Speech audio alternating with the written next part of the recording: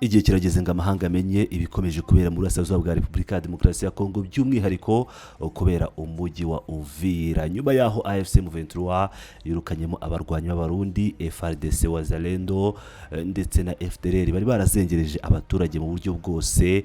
Ibitangazamakuru mpuzamahanga nyuma yo kubona imyigaragambyo abaturage bakoze batangiye kujya mu mujyi kureba ese koko ibyo AFC M23 itangaza ko yaje gutabara abaturage ni ukuri cyangwa ibibeshya.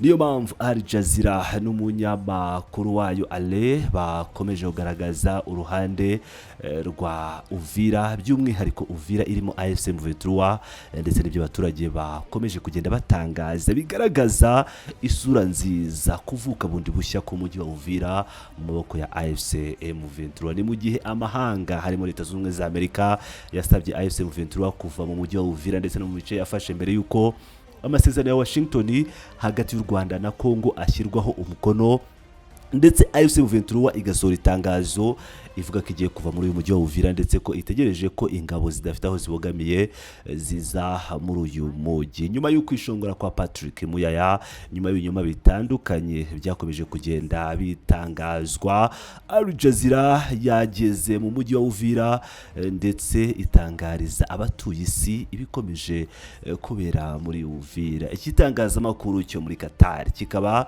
cyagarutse ku bintu byinshi by'umwihariko ubuzima bwiza abaturage babayemo, uburyo ubwicanyi bwakorwaga na Wazalendo na FARDC butagihari, ndetse abaturage bakaba bavuga ko bari mu maboko meza ya AFC M23. Reka mbagezeho iyi nkuru, ni inkuru ntoya cyane y'ikinyamakuru Al Jazeera ivuga neza ibiri mu mujyi wa Uvira. Markets are reopening. Traffic is back on the street. After days of fighting and fear, a fragile sense of normality is returning to Uvira, a key lakeside town near the border with Burundi. Amasoko arimo kongera gufungura, imodoka n'abantu basubiye mu mihanda nyuma y'iminsi myinshi imirwano n'ubwoba. Icyizere ku buzima busanzwe kirimo kugenda kigaruka muri Uvira, umujyi w'ingenzi wo ku kiyaga cya Tanganyika uri hafi y'umupaka n'u Burundi. Ariko iryo tuze ryoroshye riracyahungabanywa no kutajegajega kwa politiki n'igisirikare. M23 ivuga ko izava muri Uvira ari uko gusa hashyizweho ingabo zidafite aho zibogamiye zije gufata inshingano z'umutekano, ikaburira ko kongera gusubira ku byabaye mbere aho kuva kwabo byarangiye bitumye haduka imirwano mishya ko bitazigera byongera kubaho. Umuturage akaba yagize ati twarabaye cyane hano kubera imitwe itwaje intwaro yakoraga mu izina rya leta, ariko ubu turiyumva dufite umutekano kandi dukora ku isoko mu bwisanzure. Bashoboraga kugutera nta mpamvu bakakwambura ibyawe byose by'ubucuruzi. Umunyamakuru yakomeje agira ati bamwe mu baturage bavuga ko bafite impungenge ku bishobora gukurikiraho, bakaba bashinja zimwe mu ngabo za leta FARDC n'imitwe itwaje intwaro zifatanyije nazo kuba zarakoze ihohoterwa mu bihe byashize, kandi bagahangayikishwa n'uko kuva kw'inyeshyamba bishobora gukurura kwihorera cyangwa imirwano mishya. Umuturage ati ntacyo tuzi ku bijyanye n'inzira ya politiki bavuga, icyo dukeneye ni amahoro gusa. Umuntu uwo ari we wese ushobora kuduha amahoro arakiriwe hano. Umunyamakuru yakomeje agira ati izo mpungenge zirarushaho kwiyongera bitewe n'ibiri kubera inyuma y'umujyi. Nyuma yo gufata Uvira, abarwanyi ba M23 barenga 20 bakomeje kwerekeza mu majyepfo berekeza mu mijyi ya Baraka na Fizi. Ibyo byabahaye kugenzura inzira y'ingenzi ihuza intara ya Kivu y'Epfo na Tanganyika, bituma intambara irushaho kwaguka mu gihe ibiganiro bya diplomasi bigorwa no kugendana n'ibibera ku butaka. Uvira isigaye iri hagati y'ituze ryoroshye n'imirongo y'imirwano ihora ihindagurika mu ntambara itararangira.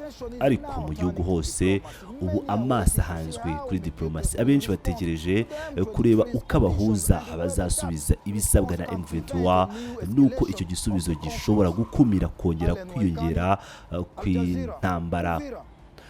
Uyu munyamakuru wa Al Jazeera Uvira muri Repubulika Iharanira Demokarasi ya Kongo niwe wateguye iyi nkuru nk'uko twabibabwiye. Nk'uko nabibabwiye rero ngira ngo murabyibonera neza cyane ko amahanga atagiye kumenya ibikomeje kubera mu burasirazuba bwa Repubulika Iharanira Demokarasi ya Kongo, aho ikinyamakuru gikomeye mpuzamahanga nka Al Jazeera, ikinyamakuru cyuvuga ku isi hose, ikinyamakuru televiziyo irebwa n'isi yose, batangiye kumenya bati ese bariya barwana, bariya M23 ni bande, bakora bate, iyo bageze ahantu bigenda bite. Ubwo turavuga ku binyoma bya Kinshasa yashinjaga M23 mu mujyi wa Goma na Bukavu ndetse no mu bindi bice bitandukanye bigaruriye kuva mu ntangiriro ubwo bafataga umujyi wa Bunagana. Dutegereje rero kumenya ese ibinyamakuru byose birajya mu murongo wa Al Jazeera ndetse n'ibindi binyamakuru bitangiye kuvuga ukuri. Reka dukomeze noneho tubere kuko byifashe ku munsi w'ejo mu myigaragambyo y'umunyamakuru wa Al Jazeera nanone yarahibereye yazanye ibikoresho bye kugira ngo abwire isi ukuri kubikomeje kubera mu mujyi wa Uvira ndetse n'icyo abaturage bifuza. The Rwandan-backed M23 rebel group says it will withdraw from Uvira in the Eastern Democratic Republic of Congo. The fighters seized the city last week. The group says it wants to demonstrate good faith in the... Uyu munyamakuru atangiye agira ati umutwe w'inyeshyamba za M23 ushyigikiwe n'u Rwanda watangaje ko ugiye kuva mu mujyi wa Uvira uri mu burasirazuba bwa Repubulika Iharanira Demokarasi ya Kongo. Abarwanyi bafashe uyu mujyi mu cyumweru gishize.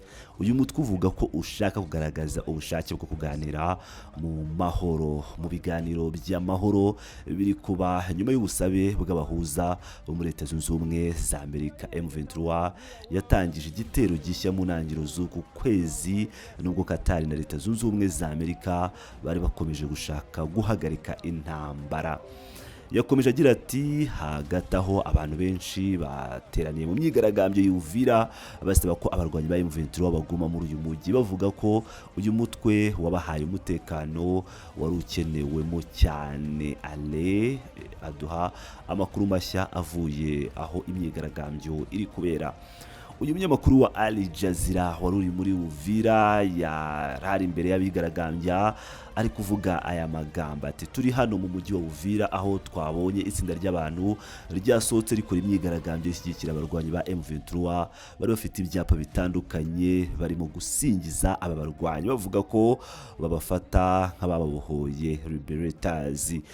Bati twagiye dusobanura ko iyi mirwano ifite uruhande rwa politike n'uruhande rw'imibereho y'abaturage. M23 ivuga ko irwana irengera abaturage bayo, ariko kandi kanavuga ko iri gukurikiza inzira y'amahoro iri gukorwa ku rwego mpuzamahanga harimo no muri Katari na Leta Zunze Ubumwe za Amerika. Ariko kuri uyu munsi aba baturage bavuga ko bumva batekanye bitewe no kuba M23 ihari, nubwo uyu mutwe watangaje ko ugiye kuva muri uyu mujyi. Kugeza ubu nta kintu turumva M23 ivuga ku bijyanye n'imyigaragambyo, ntacyo batangaje ku gihe bazavamo, ni ukuvuga niba bazagenda uyu munsi cyangwa ejo, ariko birazwi ko bizaba inzira ndende kuko M23 ivuga ko kuva kwabo muri uyu mujyi bitazaba ari ugushyikiriza ubutegetsi bwa Leta ya Repubulika ya Demokarasi ya Kongo uyu mujyi. Bashaka ko hajyaho ingabo zidafite aho zibogamiye zizafata aka gace kugira ngo zirinde abaturage abo bavuga ko ari abaturage babo. Bavuga ko niba nta mitwe yitwaje intwaro isigaye muri aka gace ari byo byatuma hatongera kubaho abo bavuga ko babahungabanya buri munsi.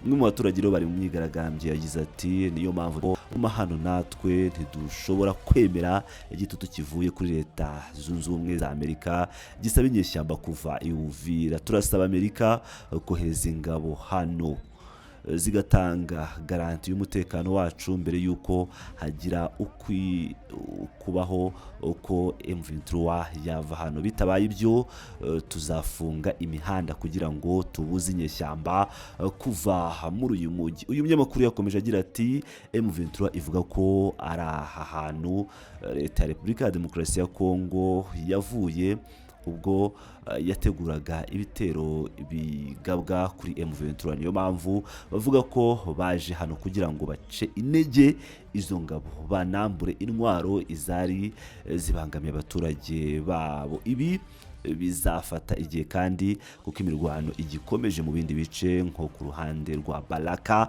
Abaturage bavuga ko babonye abarwanyi bakomeza kwinjira imbere nyuma yo gufata ibice bimwe mu minsi ibiri ishize, ariko kuri uyu munsi hano Uvira abantu baracyategereje kureba uko ibintu bizagenda mu gihugu hose. Abaturage barimo kwibaza niba inyeshyamba zizagenda kuko zizatangira kwikura mu mujyi naho zizerekeza. Ibi nibyo natwe dukomeje gukurikirana ubu kugira ngo tumenye uko ibintu bigenda. Alewa Al Jazeera, Repubulika ya Demokarasi ya Kongo, wateguye iyi nkuru ibwira abanyamahanga, ibwira abazungu ibikomeje kubera muri Uvira, by'umwihariko imyigaragambyo y'abaturage ba Uvira basabaga ko abarwanyi ba M23 batagomba kuva mu mujyi ndetse ko bazabatangira bakaguma mu mujyi wa Uvira.